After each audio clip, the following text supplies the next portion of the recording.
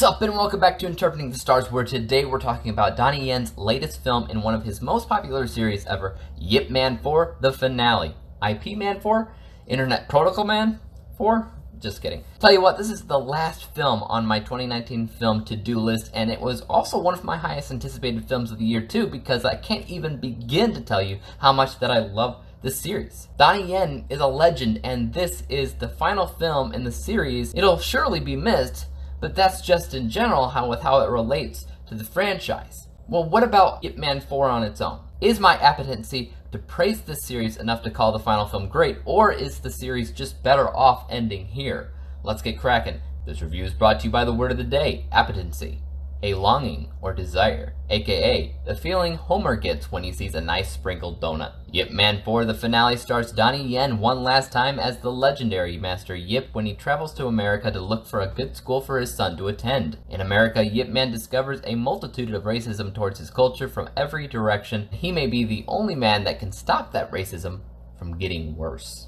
So again, I love this series. I've always loved a good martial arts film, and I've made my own martial art videos in the past because of my passion for it, but there's always something really special about this series, about the form of martial arts that Master Yip was known for, Wing Chun. See, I always saw all martial arts films as basically the same thing, more or less, a ton of fun action romps with cool moves, but these films were always very specific to the type of fighting, which was something I'd never really heard of, which was Wing Chun. And it always did a remarkable job in portraying it as the superior form of martial arts, and the same applies in Yip Man 4. And of course, that mostly has to do with the genius of Donnie Yen.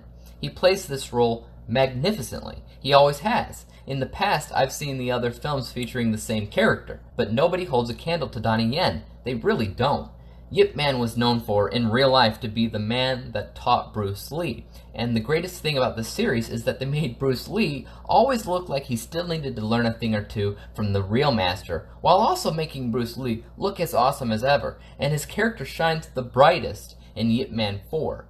Bruce Lee isn't a main character in the film or anything, but there is one fight sequence that he does. And I had the biggest, whitest smile on my face. The actor was doing it all. He was doing the moves. He was brushing his nose. He was making the wah noises.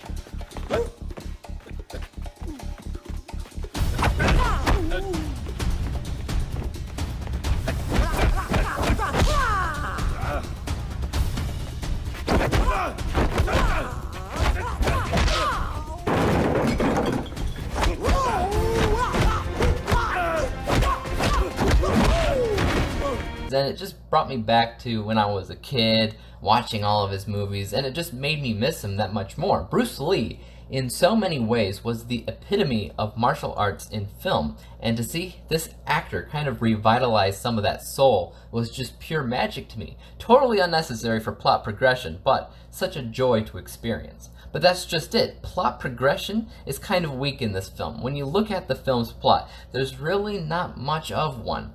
It's there, don't get me wrong, but only by hardly. Recently I reviewed Eddie Murphy's Dr. Dolittle film, which did the same exact thing. It was much more about the gimmick of talking to animals, which is the real reason that you watch the movie. Sure, there's some kind of plot going on in the background about some kind of random business merger, but nobody actually cared about it. Same thing with Yip Man 4. There's a story going on in the background.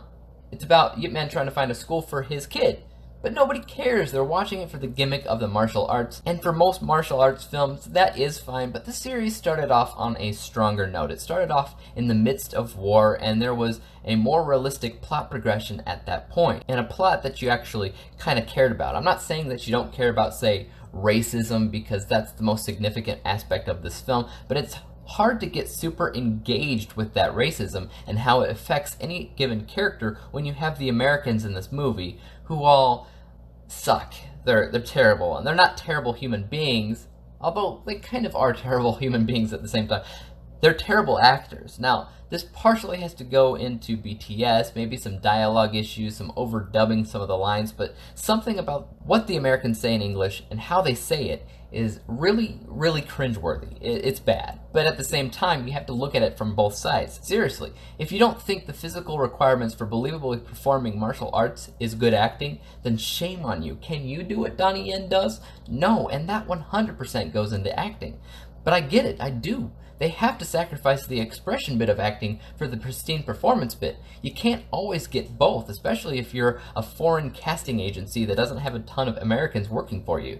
Donnie Yen can do it all, though, which I do appreciate. Now, martial arts films have always been pretty good at cinematography and editing, a lot more actually than a lot of American action films. And the same applies here. They've always had a keen eye on filming those fight sequences in a highly entertaining and thrilling way. I mean, heck, one of the first things that happens in this movie is these two Chinese martial art masters are pushing a table back and forth. But the way that they do it is tense. It's tense, man. One thing that you want out of this, regardless if you want the series to end or not, is a sense of finality. There's only so many sequels that you can do for a true story, and you have to have it end at some point. The last thing you want for a movie with the word finale in its title is an open-ended resolution that allows for more sequels. Not here though. Definitely a finality, definitely an end. Speculate all you will. Overall, it's definitely a good movie that I had a lot of fun with, regardless on the really bad dialogue from the Americans.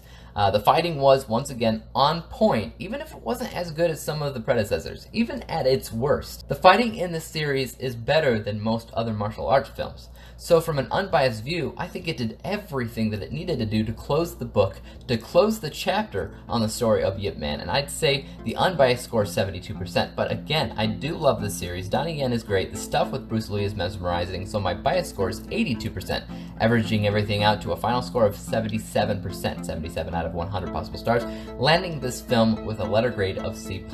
When it comes down to my film DNA score, the recent film that I scored the exact same points to in the bias and unbiased score was The Spy Who Loved Me with James Bond. I'd like to hear your thoughts on the final film in this Yip Man legacy. How did you feel about it, and where do you rank it in the series as a whole? Let me know. As for YouTube, you know what to do. Hit the subscribe button if you like this review, because there is more like it coming out.